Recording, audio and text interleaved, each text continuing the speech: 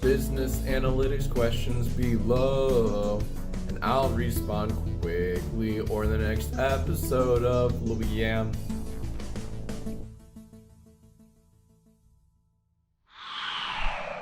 Hey everybody, how are we doing? I just want to say a big thing. Somebody's already liked this video and I want to say thank you. I'm going to go ahead and like the video too. It's at 2 likes. You don't have to like it.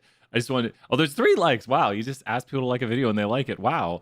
It just went to 3 likes immediately when I clicked like. So thank you. It's just kind of nice to see that. Adam, thank you so much. You know, it's like, I saw that when I was like loading up the video to like get ready to stream. I was like, oh, someone's already liked it. That's really nice. So it's that little bit of positivity. I really appreciate that. Hey, Maddie, how are you doing? Thank you so much. I was reading Reddit like I do. This is like 5 minutes with Brian. 5 minutes with Brian. And people, and there's the echo off. And people on Reddit were like, no one talks. Hey, what's up, Kayla? I'm about to, yes. Listen and learn. Yeah, we'll start talking some topics here in a moment. We could do some 320. If you feel free before you start driving, to put a topic you want us to talk about, and I can definitely do that, Kayla. If you're like, can you explain more about transformations? Can you explain more about what else are we doing right now? We're doing the check regression. Can you explain more about? We did check regression. What was the first task? Oh, the prediction and confidence intervals. Yeah, no, I really appreciate that, Adam. I'm really Reddit is just like, man, Reddit, people will get mad on Reddit because I try to post like constructive comments where I'm like, good job, but here's a recommendation, because someone was saying that people don't talk to them. They were like, my students don't talk. And I think a lot of people are burnt out on Zoom. I mean, it's tough. Like this semester is tough. It's, it's just this semester keeps going. And I understand, especially if you're in an elementary school or something or middle school, it might be like 50 times more difficult to like maybe get students to interact. I'm just breaking the world behind us. But for task 1, yes, let's do that here, Adam. So we are going to do some 320. And I think the biggest thing is like, I told them, I said, and tell me if you think about this. This is what I think about. I think about the most important day is day 1. That's what the advice I gave. I said, day 1 is the most important day. Like what you do. I know no spring break, right, Leslie? That's just like draining. Like I'll just tell the truth. It's draining on me. Because it's like, man, I'd love to just have a week off where it's like, I'll just sleep in till like 11 a.m. Oh, thank you so much. Yeah, I want to bring that energy. Like, I mean, I have energy and stuff like that. I just always want people to know that, yeah, sometimes it's draining on me. Like sometimes I'm like, man, like you can see like Brian hasn't shaved today. Okay. So it's like, it's tough. And so I definitely... Yeah, I want everyone to know that we're in it together, and sometimes it's draining on me, but I'm always here to try to bring that energy for everybody. And I want to be that positivity. I want to be that energy. So I try to bring that positivity. I try to bring that energy. But obviously, it's tough, and we're gonna make it through. We're about 50% through. This is where you're halfway swimming to the other side, and you're like, okay, could either turn around, but I'm halfway there, so I gotta swim on through. But please, take care of yourself, take care of others, look out for others. So if I can give you any like solace in this, it's that, yeah, I'm like, man, this semester's draining. But we'll make it. We'll make it, everyone. We'll make it. And if for some reason I don't respond to an email in, the 5 to 6 hours I like to respond to it in, if for some reason an assignment I put out has mistakes in it, if for some reason those things happen, it's not the end of the world. And that's what we just have to keep reminding ourselves, that if for some reason we just don't live up to that standard we hold ourselves to, we make a B minus, we're usually an A student. If for some reason we don't meet those standards that we have, those high standards for ourselves, then yeah, we're like 5 to 6 minutes. Oh yeah, 5 through 6 minutes with Brian. 5 to 6 minutes with Brian. Let's go here. Let's go grab the assignment. I've got the assignment up. It has now been resynced. Yes. I don't know. I think sometimes it can help to know, like, I don't know. Sometimes I've had people see me on campus. They're like, I mentioned this in 2-1 yesterday. Like, if I see you on campus, can I say hi to you? And I'm like, yeah, I'm a person. You can be like, hey, Brian. I'll be like, hey, what's up? And I'll be like, oh, have you taken my class? And I'll be like, yeah. And I'll be like, oh, cool. When, like, especially nowadays, since I don't get to see my students like in person, it's like, we're all just people. We're all just in this together. We're all just in this crazy world, especially the world's even crazier now. I think 99% of students know I'm just a person, and you can be like, "Hey, Brian," and then I'll be like, "Hey." But it's weird to me when someone's like, "I see you online." I mean, not like that's not the weird part, but they're like, "I'm too afraid." Yeah. I don't. Adam, have you? Because Adam, you took 201. I'm just trying to think. You'll see other students come in here who are like, "I took Brian a year ago or 2 years ago before the world flipped upside down." Um, yeah, exactly. What professor would say that? Exactly, Maddie. Maddie, point out, like, what professor would be like, if you see me on campus, don't talk to me. If you see me on campus, don't talk to me. Let's head over here. Let's go look at the assignment. The decision tree modules. Are you talking about the module or the flashcards? The decision tree modules should have a due date. Great question, Leslie. We'll answer that here first, and then we'll head over to 320. We got 320 on the screen. Please tell me I set the date for the decision tree modules for asynchronous. Did I not set a date? Let's find out. It should be due this Monday, the modules. Let's see. When is this Monday? Does it not show the dates in here? Lecture, sample surveys. Oh my gosh, I didn't set a date for it. Ooh, that's gonna be interesting. How did I not set a date for it? Maybe I didn't hit save on it. Well, and I don't want to spring that on people now. What do you think I should do, Leslie? Thank you for pointing that out. I swore it's in there. I think you saw that it's in there. I just didn't set the date. What should we do? This is one of those. So yeah, I didn't set the date. If you take a look at it, the note cards are due on that date, and so I just literally whatever I was doing, I just didn't hit save the date. So what do we do? That's the question. Because obviously I want it to be due on the 15th, and let's take a look. Let's just think this through. You ready? We've got this on the 22nd, and then we've got this on the 29th. Here comes the issue. No, we could do, okay. So what we could do, today is Thursday. So what we could do is, my intent was it for to be due next Monday. Does that make sense? My intent, I know, Adam, right? Used to be in person. We had the bowl of candy, people just chilling out, multiple cubicles. Adam will tell you about the good old days. But that's the thing, there never was. We always reminisce things. I mean, it was great. It really was great. Almost Friday. It's almost Friday. Yeah, it's Haslam Friday, so we're good on this. I want to one day, help a school so much that you get to get Thursday called Haslam Friday. That's awesome. Thank you to the Haslams. Like, huge donations to our school, huge donations to the College of Business. Leslie, I'm gonna have you help give me advice here. I'm gonna make the decisions though, so I'm not gonna be like, Leslie had us choose this. But here's my thoughts right now. I could put it due Monday, and I could send an announcement saying, "Oops," but I could put it due on maybe Friday of next week, saying, just in case anybody. I don't like putting things. I want to have consistent Monday due dates, but the intent was for it to be due on Monday. But I could put it due for Friday of the next week, and say, sorry about this. I didn't set the due date, so I'll send an announcement, say decision trees are next Friday because I didn't set the due date. There will be 2 the following week also. Just a heads up, because here's the problem. I can't. If I know what's usually going to happen here. Maybe do Wednesday. We could do Wednesday. Should we do Wednesday or Friday? We'll figure this out, and then we'll post it. We have 2 coming up the following week. Chapter 12 and 13 is a tough one. 13 is a tough chapter. Chapter 12 is not so bad. Decision trees are not so bad. But chapter 12 is going to be a tough. Chapter 13. Which one do you think, Leslie? I'm making the decision. Don't worry. I'm not going to be like, Leslie said do this, so I did it. I'm just bouncing it off students right now. We could do Wednesday or Friday.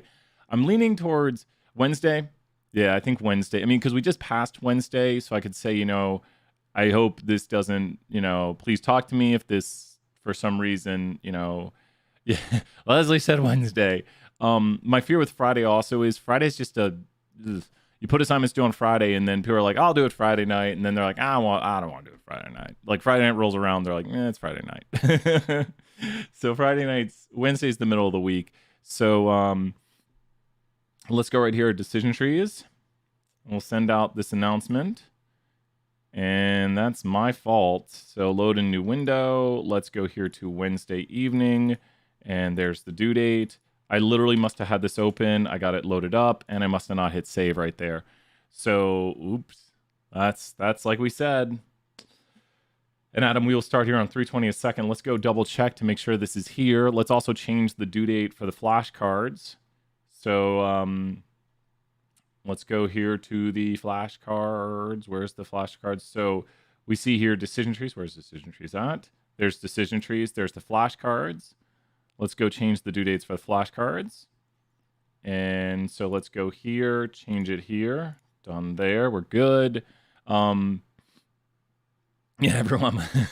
So I get 20,000. What'd you do, bro? What'd you do? What'd you change? No, I'm sorry. Okay, let's go here to announcements.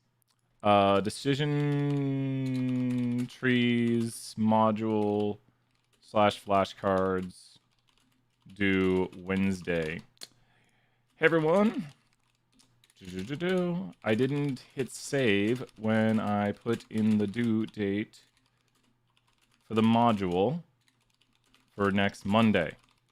Because of this, I have moved the due dates for both to next Wednesday.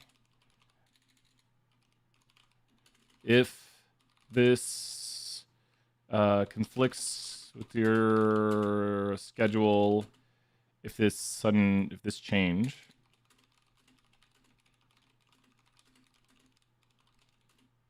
please let me know, and we can figure something out. There we go. Okay. How's that look, everybody? Does that look pretty good right there? Thank you, Leslie. Let's throw 100 points to the chat right here.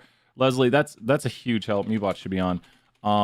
If I hadn't noticed that, I'd be like, I mean, seriously, this is the first time I haven't set the due date. I must have just not hit save because you put the due date in, then you have to hit save at the bottom. So I literally must have just not hit save on it because I put it in, I got everything loaded up. I must have had the page open, didn't scroll down, didn't hit save. And so if you hadn't pointed that out, next week I'd be like, wow, no one did decision trees. Why didn't no one do decision trees? I mean, come on, what's going on here? And then I'd be like, oh, ha ha ha. Oops, it's my fault. My only addition would be to mention that, Wednesday the 17th. Yeah. Thank you so much, Adam, right there. So let's put 17th right there. Wednesday, let's go the 17th. That's excellent right there. Because like next Wednesday, like 2 weeks from Wednesday. So that looks good right there, everyone. Thank you, Adam, for the advice too. So both do next Wednesday the 17th. So yeah. That's next Wednesday, right? It's not like next Wednesday. Yeah, so you got the notification when I created it, not you're like, well, when is this due? So thank you so much. I appreciate that. Like I was saying, we all make mistakes. I made that mistake just so people would catch it. So I could be like, look, I make a mistake. No, I made a mistake. It happens. I'm human on the inside. Well, that's got it. Let's hope there's not too much craziness. We'll see it. People be like, what did you do? Why is there two? So with that, let's head over here. We've got some BAS 320 open. Let's go ahead and put in 5. So what is, people have so many points now. I love it. I love seeing points. What Adam was wondering about, which one were you wondering about, Adam? And great job, Maddie. Maddie's already at Hero of Eternity. Keep going to higher and higher levels. It never stops. We have so many levels beyond that. It's so crazy. I want to see who's the highest at the end of the semester. It's pretty interesting to see who has the highest points right now. And I also want to look at the association with grades. Task 1, cool. Let's look at some task 1. So with task 1 right here, the key components about task 1 are the prediction and the confidence intervals. So we've got here, create a model. I know, right? It's like, I love the whole point system. There's actually like games you can play with them, but I haven't turned those on because I don't want people to like lose their points because they have built-in games where you can do like pirate ships and stuff. Like, oh, turn on the pirate ship games, Brian. But they're designed to like make people lose their points. So I don't want someone to be like, I attended all semester and I played pirates while Brian was teaching. It's to keep people like talking and engaged in the chat because that's actually how videos, a lot of videos get suggested due to engagement. So if you have an engaging chat, it's more likely to be suggested. So they're like, oh, we'll make your chat talk. It might not be on topic of what you're talking about. So those wouldn't really work for education. What am I doing? I'm doing exclamation mark points in my commands. So let's look right here. Good to see you, Caroline, here. Let's go ahead and make a model. We're going to use a data set that is actually inside of here. I think this will work. Will that work? No. There we go. Okay, so I'm using the MT Cars datasets. How far are you in Skyrim? If you like Skyrim a lot, you should watch Video Game Donkey. He did a thing on Skyrim. Check that out right there. My 99 didn't get bumped because I was playing Pirates all semester. So I was like, I didn't make an A because I lost all my points. Video Game Donkey did a thing on Skyrim. Like, he had all these mods on. You should watch it. I love watching Skyrim mods. That was a big thing I used to watch. Like, they have the Randy Savage Skyrim mod where he comes in, he's like, oh yeah. he's the dragon at the start. I don't want to ruin anything. But yeah, I played 100 on PS4 and now I'm almost to level 24 on my Switch. Oh man, we should get it on Nintendo Switch. Chelsea likes Skyrim a lot. Like, she got an Xbox. The last thing on this, she got an Xbox One. No. Chelsea got an Xbox 360. Chelsea got an Xbox 360 when we started dating, and she played Skyrim, and she was like, "This is awesome." So it was first out on 360. My gosh, and then Xbox One, and now Xbox One X. Xbox has the worst naming for their consoles. I mean, it just doesn't make sense. PlayStation does numbers. Nintendo does unique names. Xbox uses numbers and adds X's, and you got Xbox, you got Xbox 360, you got Xbox One, you got Xbox One X. I think that's all of them, and it just doesn't make sense. It just doesn't make sense. It doesn't make sense. Xbox One is the third one. Xbox One X. It is the Xbox One X right now, right? And then there's the Xbox... No, it's Series X.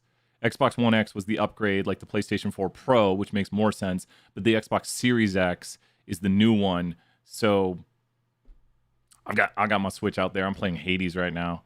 Like right now as we're talking, I'm playing Hades. I'm sorry, I gotta say Microsoft Grid. And so oh wait, but you're playing Nintendo right now. How can you do that? How can you do that? And you need to play God of War. Oh, okay, let's take a look at this interval. Okay, ready? Wait, watch this. I need to put a cut in the video. Oh, there we go. There, you completely reversed it. So Sony comes in second place for you. The new God of War is insane. We're gonna start talking. We're gonna get serious here. We're gonna get serious face right here. I know. I was like, wait a minute. You're saying Nintendo's at the lowest, and you're playing Switch? I mean, come on, play some. Not Skyward Sword. Play why can't I think of Breath of the Wild? Breath of the Wild is fascinating, amazing game, fascinating. So play Breath of the Wild, and yeah, get back to me if someone says like Switch is stupid, it's not powerful. It's like, just check out Breath of the Wild. That game is just a piece of art. It's amazing, like beautiful and amazing story and such great fun. So I've put 95 hours into Breath of the Wild. Breath of the Wild's great. I was playing Master Quest, and then I got kind of bored because I already beat the game. I was like, Master Quest, and I played it. It was fun. I was like, all right.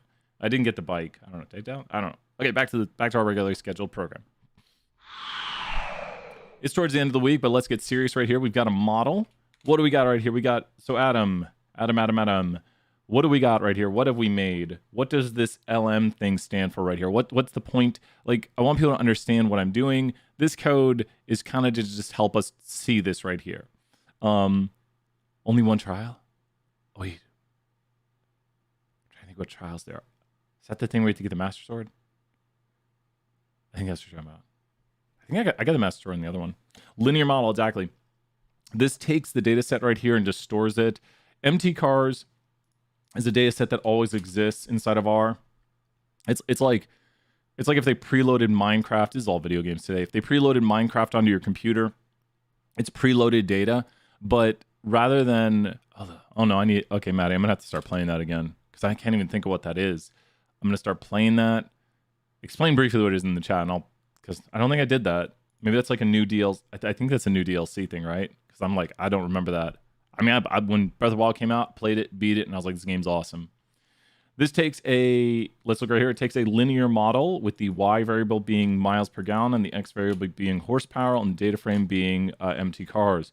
So it takes Y tilde X comma data equals Y tilde X. Oh man, I need to check that out. Y tilde X comma data equals Y tilde X comma data equals. And then right here, it's saving into the model M. Can I show you what I have right now by putting it? Yeah. Let me see. throw in Discord, and then yeah, that's a great way. Don't put it in the Discord main chat. Message me on Discord. Does that make sense? So generally, yeah, direct message me on Discord, DM me on Discord. So because in the main chat, I don't want people to be like, hey, here's the answer to 1. So let's take a look. Here's what we're going to be doing. So I'll take a look at your code here in 1 second, and you can probably like, yeah, that's what I'm doing right here. Because we're going to take, and I think I said visualize a model, predicting, create and visualize. You could summary it. It doesn't hurt. I don't think I put that in the key to summary it. Never hurts to print the summary. What do we got right here? Super significant variable.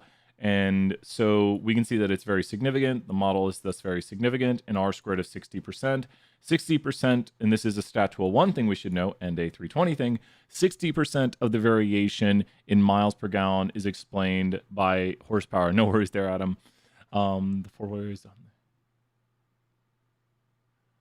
Oh, yeah, you're talking. Oh, yeah, because you have to beat the. Yeah, you have to do that because you could go straight to Ganon. You can speed run to Ganon, but you have to go to like the Gerudos, and you have to go to the fish people, and you have to go to the warrior people, and can't remember who else. Yeah. Oh no, I got all them. And you get all those abilities where you can like fly up in the air, or you can. Gosh, the fly up in the air one is the best. The bird people usually like and like fly up in the air. That ability makes exploration so much easier. If I were to speedrun that game or replay it, like 100% it, I would just go get that fly up in the air ability. And that ability, I got to stop. I don't know if you have played enough to know I don't want to put any spoilers out there. Like, that ability is just awesome. Like that, just like, oh, there's this high mountain. Jump. And then you got your, yeah, it's so cool. Yeah. I might see one issue with this model. So let's look right here. Let's look at this model right here. I'm just kind of doing part 2 also right now. Does anyone notice what I'm kind of seeing? I'm trying to remember, what ability did it give you? Yeah, I don't want to talk anymore. I don't want to. Hopefully, I won't mention any more spoilers or anything like parts of the game. But man, that ending of that game is so cool, so cool. Yeah, it's so good. It's a very tight game. Like the mechanics are just climbing up stuff, jumping up mountains. I turned on that game. I just couldn't turn it off. I probably put. I don't know. Should see how many hours I've got in some games. You'd be like, Brian doesn't work if you saw how many hours. Oh, awesome, Adam. I see the thing just went up. What do you notice about this model here, Adam? Where do you notice? If I check this model, which is part 2, because I think the check regression is more fascinating. Fascinating is the word of the day. Watch this. Wait. Let's do it. There we go. Oh, I don't think it's going to hurt. Fascinating. There, we're done. I don't even know what I deleted. Let's look at the check regression on this, which is part 2. Yeah, exactly. Boom. Adam, do you notice what I was noticing about this model here? And it did come back with that. Fun fact, I have 3DSs and Game Boys, 2 Switches and a Wii. Nice. I think I have like 25, 26 game systems. I have a lot of game systems. I've got a Virtual Boy. I've got an Atari. I've got an Atari Lynx. Got a lot of different systems. What do you notice, Adam, about this right here, which actually came up 100% over here? So we should know how to read all this output that's on the screen, and I was noticing visually a problem with this model, and this goes to 201. I have them. They're with my parents, so actually I don't have them, Maddie, right now, because when we came to Texas, I didn't bring everything. So I unfortunately don't have them with me. They're all in like boxes because we're going to put them in our house, but I don't have. I used to just grab them and show them on stream, like, here's a Virtual Boy, and then. So do I have them? Because they're with my parents. My parents are moving. Bah. Adam, what do you notice about this model? This is key right here. Brian noticed it immediately. Just look at this right here. I'm trying to show you right here. I know we gotta get our house and we gotta get everything set up. It's gonna be awesome. There's something huge going on with this model right here. Something crazy, Adam. What do you notice? And they'll hop over to your output here in a second. What do you notice about this model right here? Like, this is the model. And Brian keeps doing this right here. Brian keeps doing this around it. May make it even easier to see.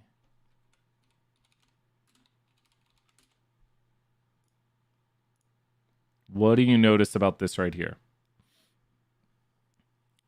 There's some key things we should clue in because it's a major assumption.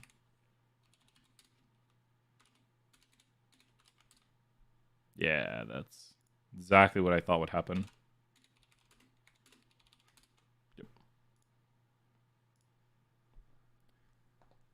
There's something big going on right here. That's... What do you notice? Does anyone see it besides me? Because there's the model. And then there's something going on right here. Am I the only one who sees the major issue? Because this output's pointing it out right here. Major issue. And that was the first thing that jumped to me when I saw it. What do you think, Adam? This is more part 2. I think part 2 is more... Oh, we deleted the fascinating.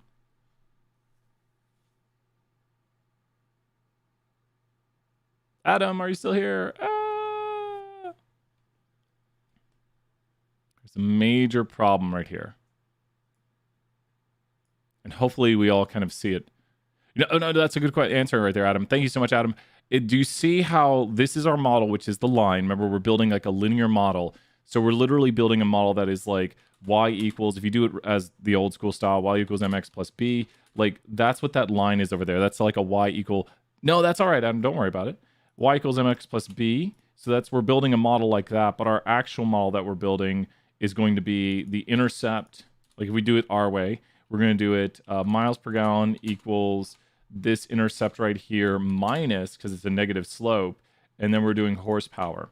So we're going to times this by horsepower. So we could actually solve this. You could put in a value for horsepower, like horsepower equals 100. So you can actually add equals there. And then we could solve for miles per gallon. And you see, we're probably going to get a value of miles per gallon of like 23, and we do. Does that make sense how I was able to solve this? I just went up here, and then I went over. Does that make sense, Adam, that this model right here, and how was this obtained?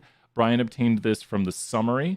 So looking at the summary, I was able to identify, which we should know, the intercept, which is when it's at 0, which is off the chart. This is not the intercept. It's just the graphic doesn't go to there. So if we traced all the way back, it would hit at about 30. If you trace back to here to where 0 would be at, further back. And then the horsepower is going to be 2 cars that differ in horsepower by 1 unit of horsepower are expected to differ in their miles per gallon by 0.06, where the car that has higher horsepower is expected to get less miles per gallon. So generally, and this is just more talk, that would be enough. Generally speaking, we see that cars with higher horsepower get less miles per gallon. And if you know something about cars, because I don't, I know video games, I guess cars with more horsepower, generally speaking, get less miles per gallon. But this relationship might not be purely linear, and we see this right here. There's kind of a leveling off of it, because imagine if you said my car gets 2 miles per gallon. I mean, is it like a tractor? I guess those probably don't get great miles per gallon, but there's a leveling off right here.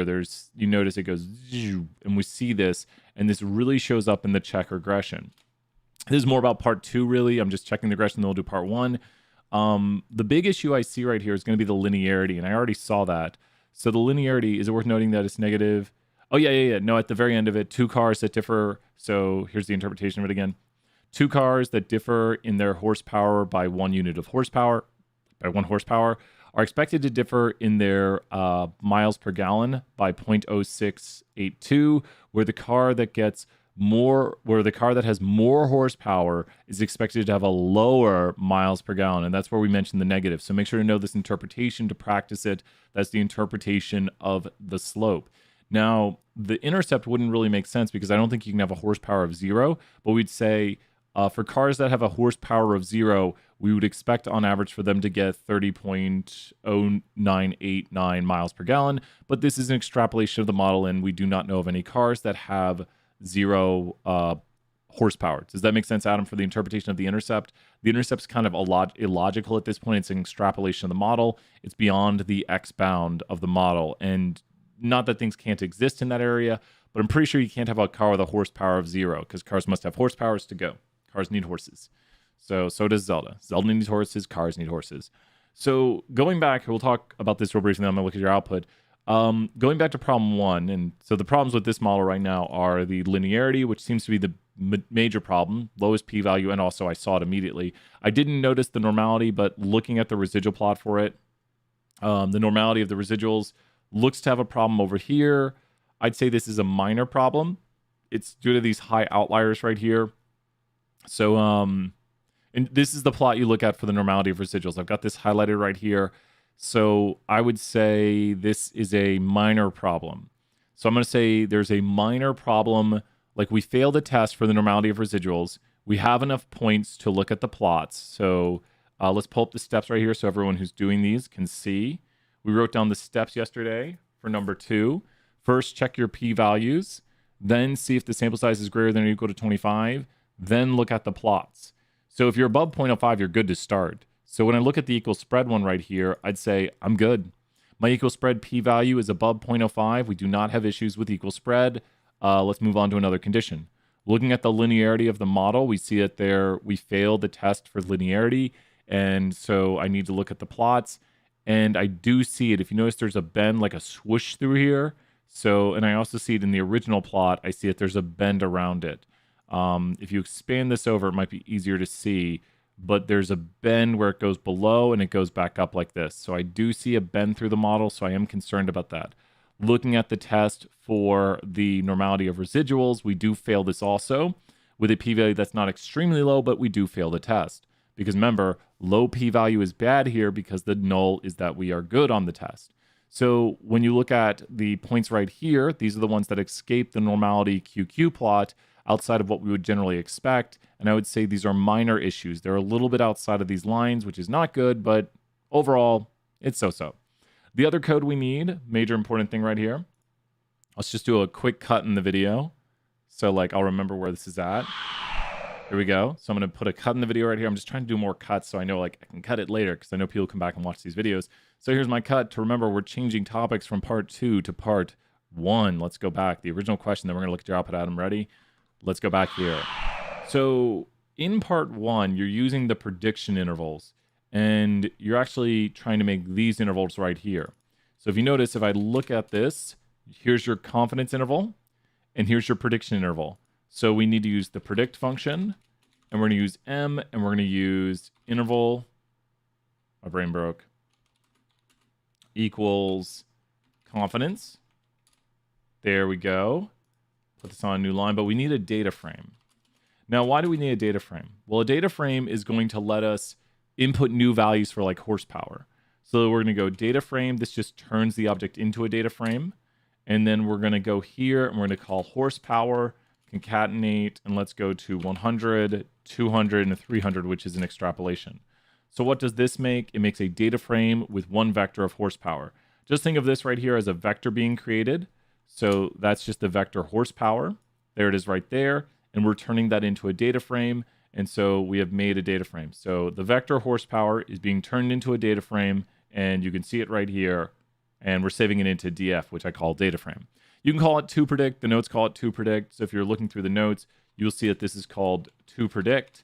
And so we can call it that because that's what we're going to use toPredict. I like to call it data frame. It's smaller.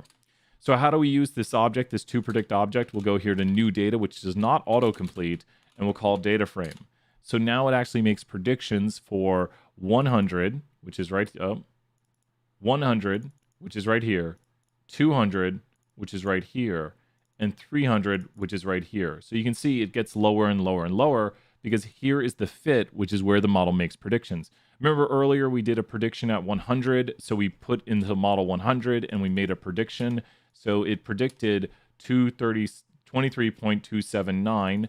I guess it's carrying more decimals for us in the background. That's why this is different, because R will carry out all the decimals for you, but we didn't do that right here. So we're getting a much more accurate prediction for the model based on all the decimals we didn't carry when we just did when we wrote down the notation for the model. So with this right here, we now have made a 95% confidence interval, and we could put that code in here. It's going to do it by default, 95% confidence. I think it was actually just showing it right there. Level equals, nope, it's not showing it. If you write the predict function, it will show it though for you. Predict, and there, oh, it won't show us the default. Really? You can view it if you do this though. Third time's the charm, right?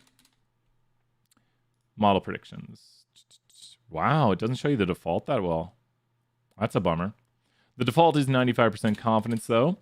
I wish that output looked a little bit better and easier to read, or the help function for using the predict function. But no, it's not showing us the default, and usually it does. But the default is 95% confidence. And over here, we just want to change this to prediction. So here's the big question, Adam. Are you ready? Are you ready? Here's the big question. Which of these intervals, the prediction or the confidence, is going to be tighter? Because this is like major test questions now. Which of these intervals is going to be tighter, the prediction or the confidence? And you can see it here visually, and I'm going to get them both on the screen. Which of these intervals will be tighter, the prediction or the confidence? Which of these intervals will be tighter, the prediction or the confidence? The prediction or the confidence? Which of these intervals will be tighter? So you can look over here at the output, or you can look down here at this output to see the interval, the lower and the upper. And what this is doing right here when we make the prediction interval at 100 is it's giving these values right here, the confidence, exactly, because that's the one for the mean. Great job, Adam, right there. Let's throw some 50 points to the chat. Exactly. The confidence interval is going to be tighter. So the confidence interval is going to be tighter because this is the interval for the mean of the line. If you notice right here, the line is not going through this, which is not a good thing. This is an error in the linearity of the model, and this is an error in the linearity of the model right here because the line should go through the points. It should slice through the middle of the points, and we barely see that here, here, and here. I tried to follow along with the variables we were asked to use in the assignment, but I got tripped up on the assignment and got an error. Let me take a look at your code right now. Let's take a look. Let me see over here. I think this is you. Okay. AVG temp, summary. So no need for a seed.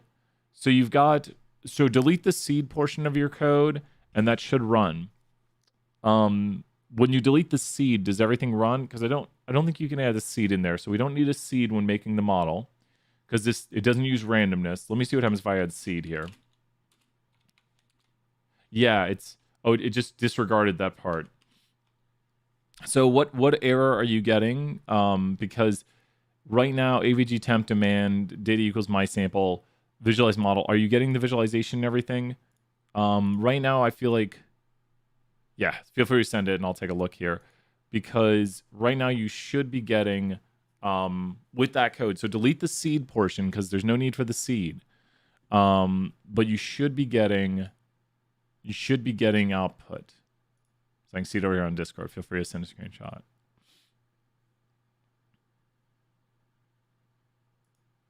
Let's see. Okay, cool. Let's take a look.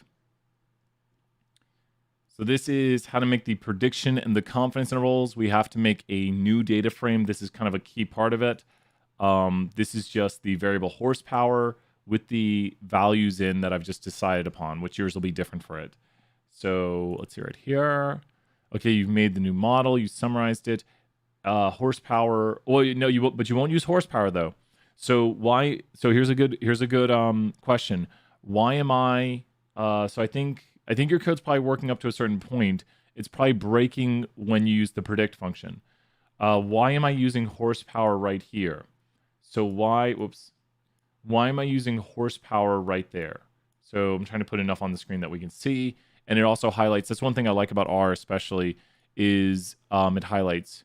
Yep, so I think, is your predict function not working? Why am I using horsepower right here?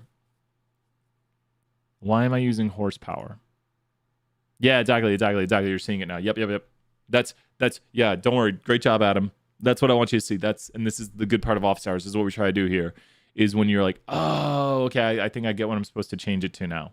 And then it'll make sense what you're supposed to put in every time when you do it.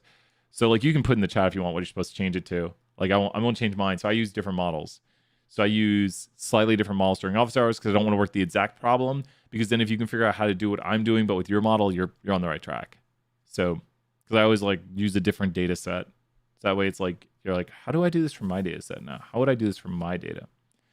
So should I be trying to replicate what you have, but with, yeah, exactly, with your variables. Because you can see your variables right there. So you're using different variables. Maybe I should make that clear. Like I'm using different variables. So does that make sense how my data set, like what variable do you notice I'm using to make predictions? which I did it right here also.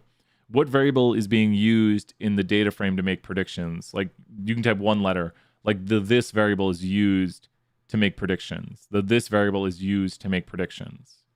Like what variable is used to make predictions? Like we put this in a data frame and then use it to make predictions. So in my instance, it was horsepower, it was HP. Sounds like they're talking about video games still. For me, it was HP, but exactly, it's the X variable, exactly. So the X variable, and you can see right here, I made predictions just using the model itself, but you don't have to, like you could go into here and you could actually do the predictions like this. This should work, I would think. Yep, it does work. So now it's going to give us a vector of predictions, but we could get the same thing right here. Let's remove the interval portion of it. It's just going to make predictions again. So if you notice right here, we get the same predictions, much more accurate predictions because it carries more through.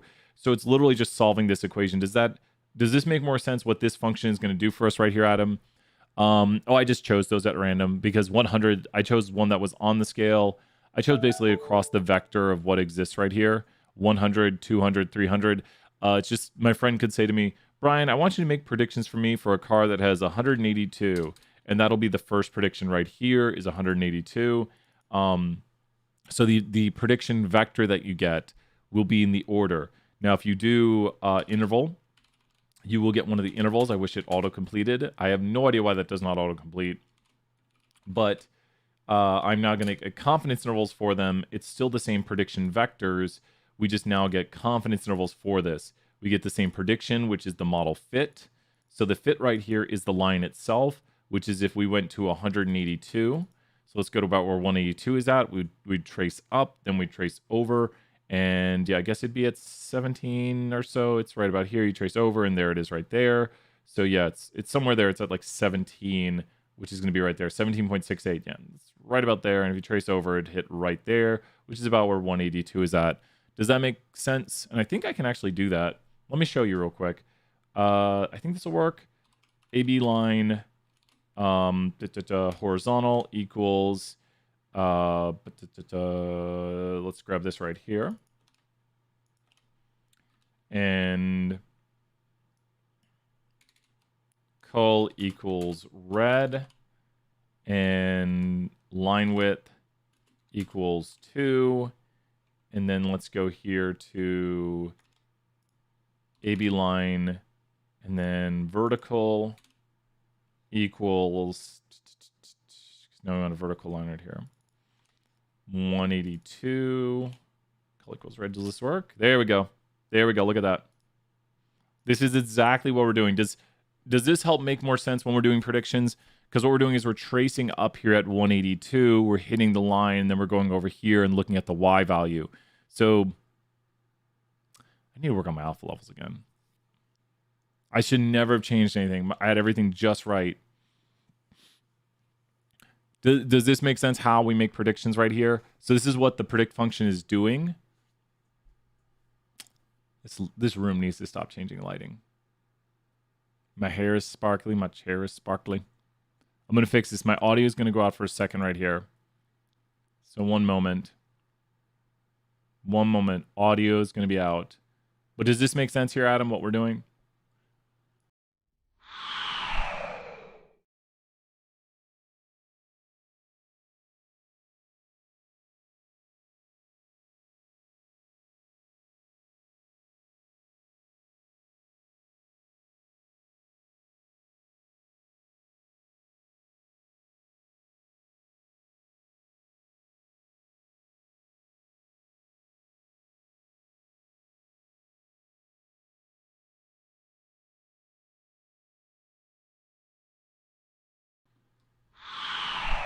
Looks better. Chair's not as sparkly. A little sparkly. Yeah, and feel free to send it to me. Which part are you working on, Adam? So what I'm trying to show right here, as I get my camera fixed, the lighting. This room gets dimmer and brighter throughout the day. So you want your green screen consistently lit. You want your room at the same lighting, but yeah, should black it, like put a like paste over that window back there. Make sure there's no light coming in. So with this right here, hey, what's up, Jacob? Good to see you here. Jacob, you're a former student, right? Good to see you here, Jacob. Low and former students drop by. We're just having some office hours here talking about predictions with the regression model. We've got MuBot nowadays. Feel free, Jacob. Say hey. It's so good to see you here, Jacob. I'm like, Jacob, did you take it last semester? I'm trying to think. My hair just keeps getting longer, Jacob. You'll come back 10 years from now. My hair will just be like, just. So, which questions do you have right now, Adam? What are you thinking about? We're just looking at how the regression model makes predictions. You know what we could do? Let's take this code we have here with the visualized model.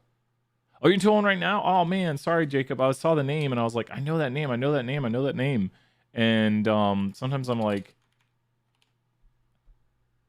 you may have already done this, but can you help with visualization if you've done it? Yeah. Which part are you wondering about, Caroline? We're just talking about regression right now, 320. Which part are you wondering about? Do you have your decision tree made? Are you wondering about how to interpret the splits? Are you wondering about how to make the tree? Are you wondering about which variables to remove? We're at a lull right now. We're at a point where we could take some more questions because we've talked about how to make the prediction and confidence rolls for 320. And we've talked about the check regression output and how to interpret that. Make sure you have full and good interpretations 320. Which part were you wondering about, Caroline? We can hop over to that. You know what's really fun? We have been doing decision trees for 201, making the tree. Let's take a look. So we've been doing predictions for 201, explaining to them like what best. So we got a low group versus a high group here. So you know it'd be really interesting. Let's look at the grades of the low versus the high groups right here. This is a smaller amount of data. Abigail's, we're going visualization of manner for the first time. This tree, and every time I make the retree, I get new numbers. Is that normal? Maybe email me. The tree should turn out the same. Here, I'll show you right here. Let me see. I was working on visualization. I made an error the first time making the decision tree, and every time I remake the tree, I get new numbers. Oh, well, if you remake it now, you'll get new numbers from the first one. So that should be all right. So here, I'll show you how to make the tree.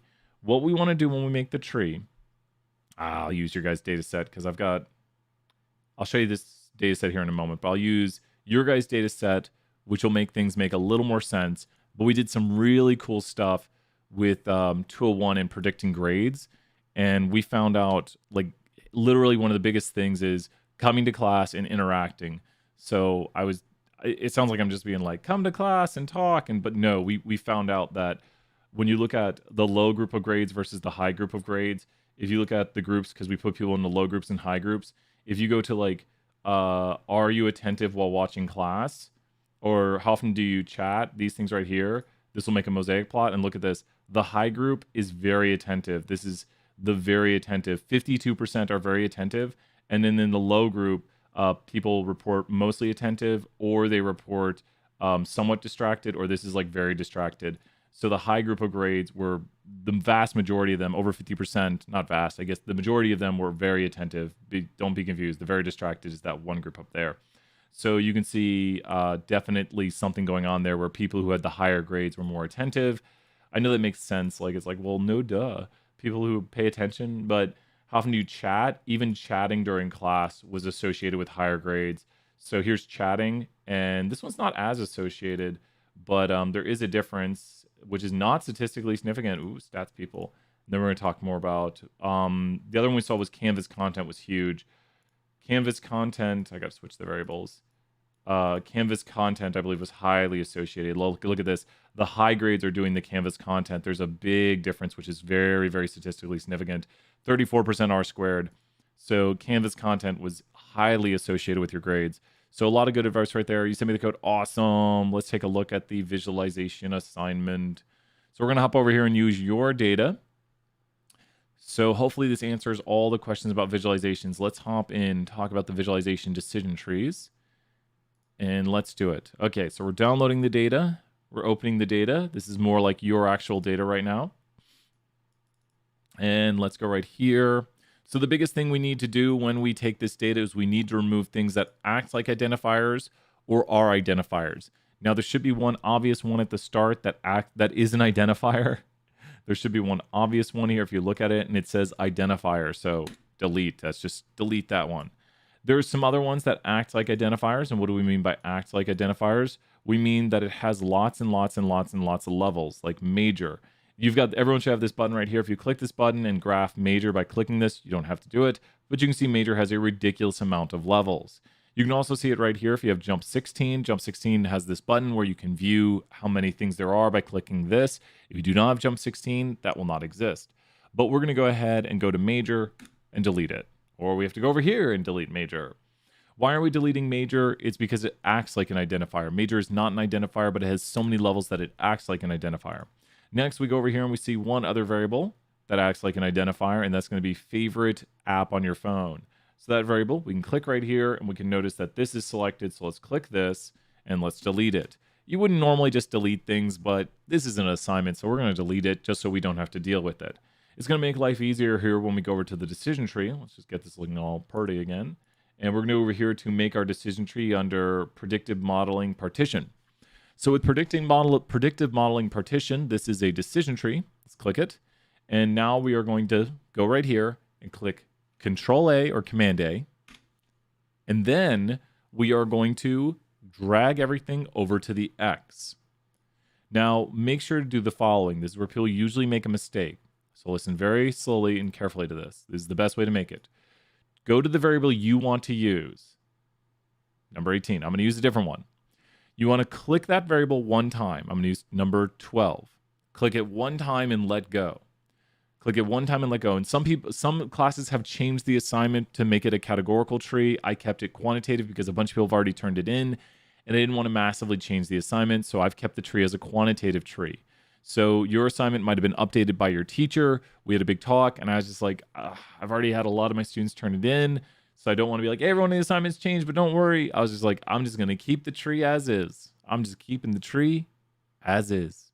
So let's go here and grab this quantitative variable and drag it right here. So make sure you click it. You have to click it and then drag it. I want to point out the steps again because this is where the mistake usually happens. Control or Command A. Now drag over here and then click it one time and let go. You must click and let go and then drag over to here. If you click and drag, it'll do this. That's why we have to click and let go of it. So with this, oh, it should be assignment 6. Sorry, HTT. Oh no, let me fix that. I'll fix that. HTT, send me an email reminder about that. I will fix it. I will fix it. So here's our tree. Whoa. What do you notice right here? You can look at the data. Look at that person. That person has 30 pets. This is the quantitative distribution of the Y variable. So this tree is going to be good, but it's not going to be as interesting. Let's go here to split, split, split. And what do you notice? Ooh, that's interesting. That was unexpected. So hopefully, our decision tree people, are you able to get right here? If we split the tree again, like if we were to split it again, we will get the exact same tree. So you should, anytime you split your tree, get the exact same tree. And we want to take a screenshot of this and make sure. Yeah, it's fine. Class is not over. Yesterday I hit that and not everyone left, but. So there we go. Here's our decision tree. Let's go ahead and drop this in. How are my decision tree people doing? Are you to this step right here? Did you make it to getting your decision tree? This is probably the most important screenshot of it. I would not break the tree up into multiple parts. Try to get the tree into one screenshot, like by zooming in or out. But this tree right here is now in one screenshot. We also need the leaf report. Let's go ahead here and grab the leaf report by going to leaf report. Yes, great job, Caroline. And so we have this leaf report. There's no coloring of the points because this is not a categorical tree. This is a quantitative tree, so we can't color the points. And let's go here. Let's drop this in. There we go. Let's go to the start. This is going to make it go to a new page very shortly. It's priority. It's going to go to a new page. I like it all on one page. So I'm going to take this and scrunch this up. I wouldn't make this too tiny. That's probably the edge of how small I'd make it. I wouldn't make it tinier than that. You don't want it to look absurd. And we'll work on our picture sizes here. So let's drop that. Everything did go to a new page. I'm going to make, I know I said wouldn't, there we go. Okay, there we go there. I'm going to center that. Oh, that's upside down now? Whoops. Don't do that. There we go. That's good. It's not as informative. There we go. And yeah. That's all one page. I like it. I like it. There everything is on all one page. I got different numbers for the R squared after making tree. You should be good. If you want to send it to me, Abigail, just make sure you do not have like identifiers down here in the bottom. Like you shouldn't see crazy identifier things. We can do some interpretation of this right here. You should be, Abigail, if you want to send it to me, I'll double check, but you should be good. It sounds like it's all right. Let's take a look and think about who we're trying to predict. I'm just gonna fall asleep. We're gonna try to predict who has the most or least pets. We're trying to predict pets. So we're gonna see. You're welcome, Abigail. Who here has the least amount of pets on average? Can you explain to me and how many people there are? So if you can interpret this tree, you're probably pretty good. Can you explain to me the group that has the least amount of pets on average? Like how many pets do these people have on average, and how many people are in that group? How many pets do these people have on average? Probably that outlier drastically impacted it, because there's not this group, but the other group. The people who have the least amount of pets had this many pets on average. Because remember, we're predicting for task 2 with the analysis be something like the make sure in 0.05. Yep. So if you pass it, you can be a little quicker. So and then there you go. So the distribution of the y variable. This is the y variable right here.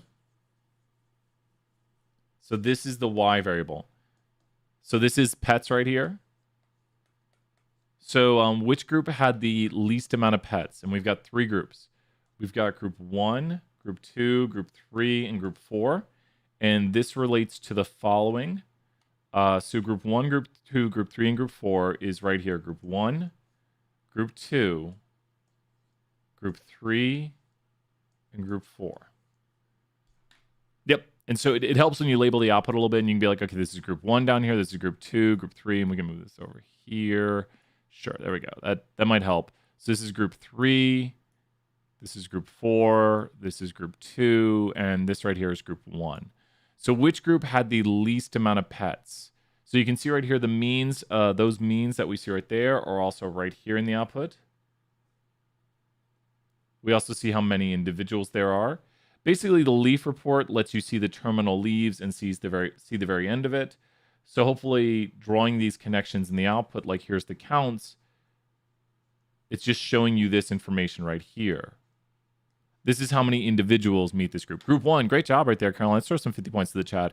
Caroline, excellent work. Group 1 has is predicted to have the least amount of pets.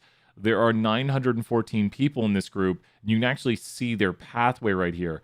Let's kind of make this clear right here. When we look at their pathway, we'll go here. I changed this pen. Oh, it's good right there. Their pathway is going this way. You would have thought it was a red pen.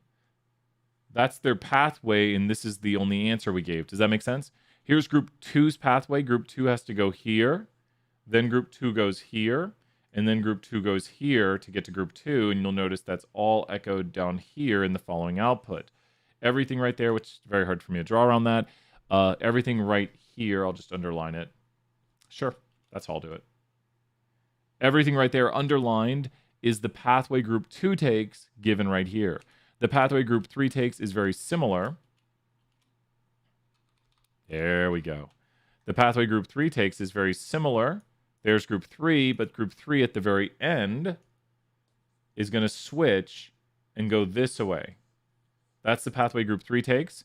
And the pathway group 4 takes is going to be not as similar. It's going to go a little more divergent. And so group 4 is going to go here and then go right here. And you can read about that right here. Is this making... Yes, Caroline. Well, I don't care. Another 50 points. Caroline, I'm glad to hear it's making a lot more sense. That's what I love to see. I love to see when people just tell me it's making more sense. It's not making... If it doesn't make sense, just tell me it doesn't make sense. But hopefully seeing the numbers highlighted and everything and the pathways kind of connects the output so we can see like, okay, that's the pathway they're taking. And everything I'm doing in the red is the X variables. So these are the X variables. You can also see right here, group 4 that's a tiny group, or 116. Group 4, oh, this is just a mess of output. I believe group 4 should be right here. This is group 4 right here. This, I would not look at this output. This is group 1. Which one's the tiny little group? Group 3. So this is group 2. This is group 3. It's so hard to see. Group 3 is this tiny little nothingness right there. That's group 3, and this is group 4. It's very hard to see that. I wouldn't look at this. Hey, Julia, good to see you here. So I wouldn't look at this top output right here for the groups. You can see group 1, group 2, group 3, this tiny little group right here in group 4. It goes in the same way. And the Y variable is the output, and the X is the path it takes. Exactly. When you go down here to the bottom, you can see the Y variable. We're predicting how many pets someone owns. So you can see here group 1, which is people who have yearly pet expense less than $1, had on average 0.13 pets. There were 914 people in this group. We also see this right here when you look at the pathway they took. So the pathway these individuals took, when you talk about their X variables, which we're doing in red right here, is they just went this way and they only said, I spend less than $1 a year on my pets, and they have on average 0.13 pets. Now, when you look at the group that has the most pets, it's going to be this group right here. So this group right here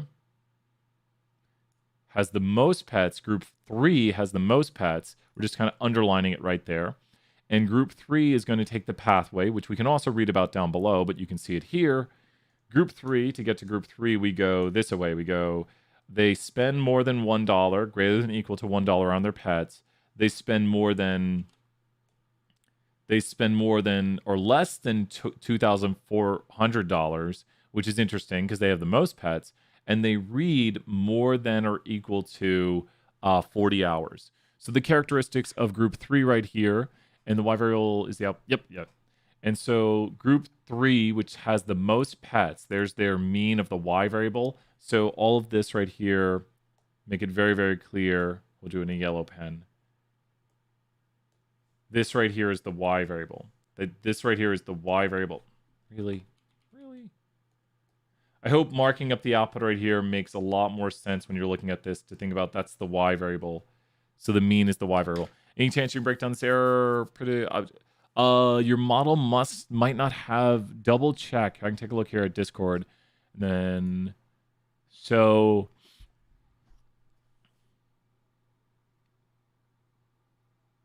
send me your full RMD. Here, I'll hop over to Discord here for a moment after this. So in Discord right here, Adam, we'll end office hours here in a second. But in Discord, oh, awesome, Caroline. I'm glad breaking down the output where the Y variable is and everything helps because this is the Y variable right here. So I think this is a really good explanation of this output. But this is kind of understanding like everything in the output. That's the Y variable right here, which we've highlighted.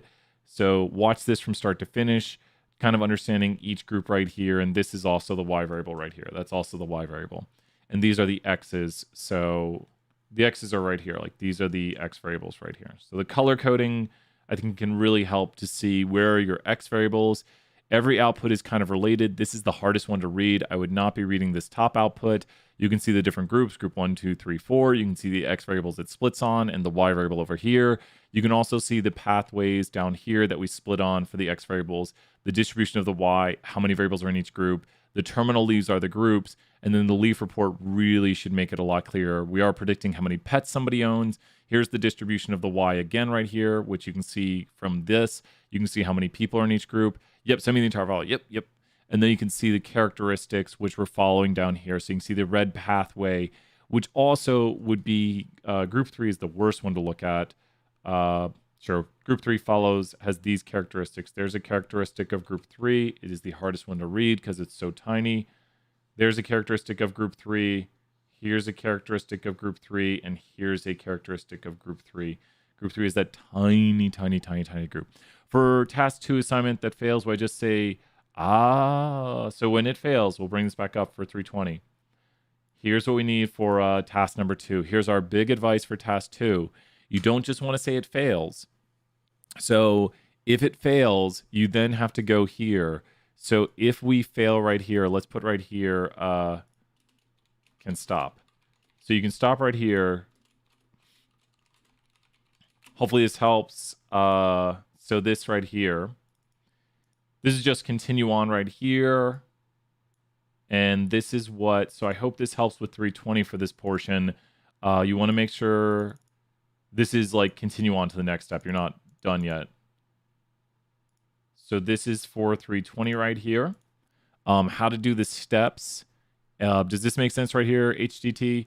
So this right here, you should kind of walk through this. If the assumption is good, make sure to mention why it's good, that we have a POI above 0.05, thus we pass the condition.